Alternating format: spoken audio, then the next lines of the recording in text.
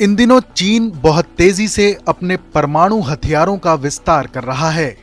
वो super power America को पीछे छोड़ने की कोशिश में जुटा हुआ है।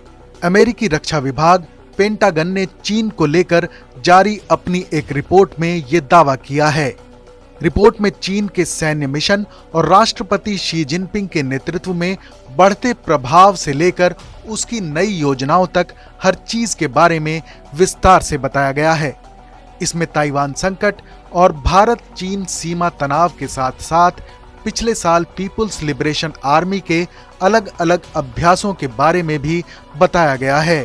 पेंटागन ने अपनी रिपोर्ट में कहा है कि चीन अनुमान से कहीं ज्यादा तेजी से अपने परमाणु हथियारों का जखीरा बढ़ा रहा है।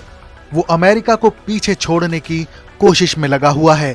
ऐसे में बीजिंग के पास साल 2027 तक 700 परमाणु हथियार हो सकते हैं और साल 2030 तक ये आंकड़ा 1000 के पार पहुंच सकता है।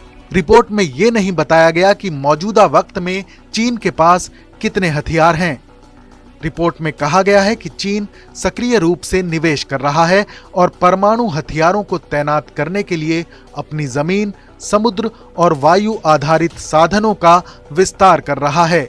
वो इसके विस्तार के लिए जरूरी बुनियादी ढांचे का निर्माण कर रहा है। पेंटागन की रिपोर्ट के मुताबिक चीन के बनाए हुए हथियार खरीदने वाले उसके ग्राहकों का मानना है कि ये कम गुणवत्ता वाले और कम भरोसेमंद होते हैं, लेकिन फिर भी कुछ देश सस्ते होने की वजह से ये हथियार खरीदते हैं। चीन की विदेश नीति में हथियारों का बेहद अहम स्थान है, जिसका इस्तेमाल चीन की वन बेल्ट वन रोड रणनीति के हिस्से के रूप में की गई पहलों के लिए किया जाता है।